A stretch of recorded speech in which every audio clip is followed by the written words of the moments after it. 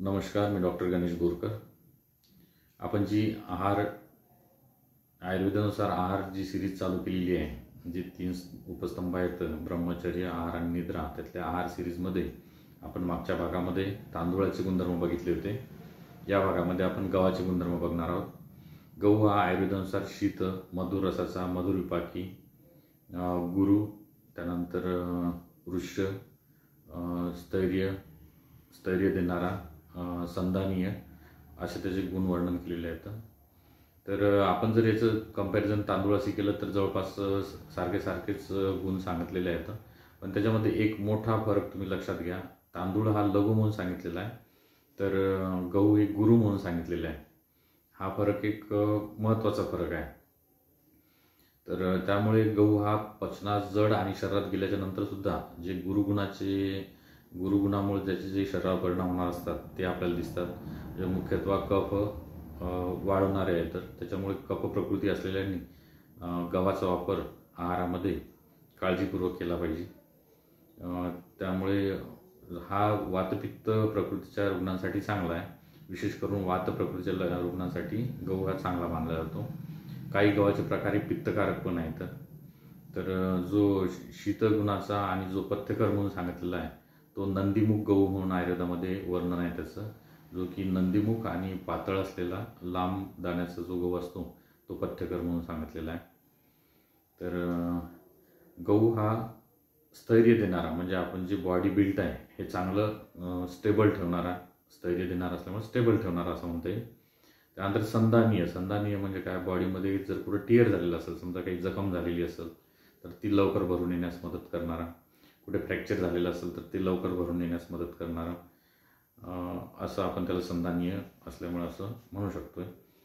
आणि आता गुरुगुणाच्यावरच आपण जास्त भर देणार आहोत, कारण शरीरामध्ये कुठल्या आपण गुरुगुणाचा आहार घेतला तर तो पचायला जड असतो आणि तो पचल्याच्या नंतरही आपल्या शरीरामध्ये त्याचं कफाचं प्रमाण वाढणे आणि वजन वाढणे याच्याशी तो जास्त संबंधित असतो। म्हणून ज्यांचे वजन अगोदरच वाढलेले आहे त्यांनी गव्हाचा वापर आहारामध्ये कमी करावा।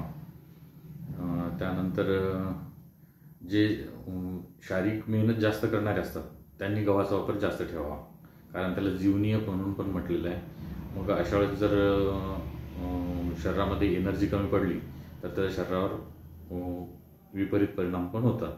म्हणून जे शारीरिक व्यायाम करणारे आहेत त्यांनी गव्हाचा वापर जास्त घ्यावा, आणि जे ज्यांची शरीराची हालचाल होत नाही, एका जागेवर बसून ज्यांचा जॉब असतो त्यांनी आहारामध्ये गव्हाचा वापर कमी ठेवावा।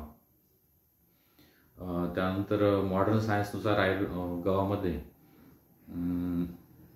कार्बोहायड्रेट प्रामुख्याने, प्रोटीन्स, ग्लुटेन नावाचं प्रोटीन असतं, त्यानंतर विटॅमिन्स आणि मिनरल्स असतात। तर विटॅमिन्समध्ये B1, B2, B3, B5, B6 आणि B9 हे त्याच्यामध्ये ब वर्गातले विटॅमिन्स आहेत। त्यानंतर ग्लुटेन नावाचं प्रोटीन आहे, आणि त्यानंतर मिनरल्समध्ये आयरन आहे, मॅग्नेशियम आहे, फॉस्फरस आहे, सेलेनियम आहे, मॅग्नीज आहे आणि कॉपर आहे। तर हे मिनरल्स आपण शरीरामध्ये भरपूर रोल असतात, त्याच्यामुळे गव्हातले मिनरल आवश्यकच आहे। तर हे झालं मॉडर्न सायन्सनुसार। पण मॉडर्न सायन्सनुसारच एक ग्लुटेन इंटॉलरन्स नावाचा एक प्रकार असतो, तर ज्याचा अशा काही व्यक्तींना असा आजार असतो की ग्लुटेन इंटॉलरन्स म्हणून। तर अशा लोकांना सरळ गहू न खाण्याविषयीचा सल्ला दिलेला असतो, त्यांनी गव्हाचे पदार्थ न खाल्लेले बरे। तर हे झालं गव्हाच्या विषयीचं। तर गव्हाचा वापर आहारामध्ये जनरली आपण गव्हाच्या पिठाची पोळी म्हणून आपण जास्त वापर करतो, आणि गव्हाचे अनेक पदार्थ बनतात, त्याचाही आपण जेवणामध्ये वापर करत असतो।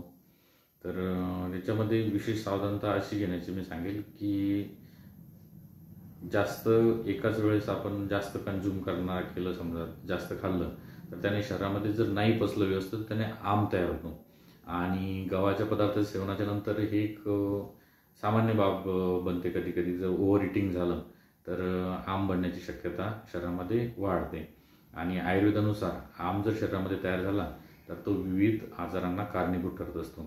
म्हणून असा आम शरीरामध्ये तयार होऊ नये हे आपण विशेषतः गव्हाचे पदार्थ खाताना काळजी घेतली पाहिजे. तर आमाची लक्षणं काय असते? अंगगौरव आणि आलस्य, अरुची ही आमाची काही सुरुवातीची लक्षणं आहेत.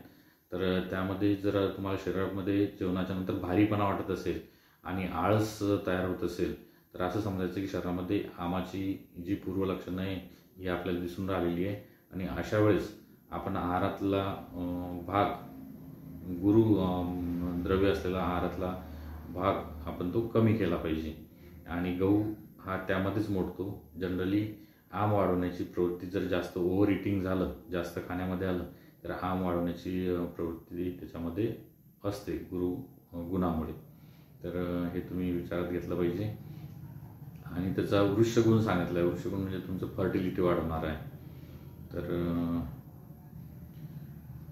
आजच्या व्हिडिओमध्ये एवढंच. पुढच्या व्हिडिओमध्ये आपण नक्कीच दुसऱ्या पदार्थाचे गुणधर्म जाणून घेऊ. धन्यवाद.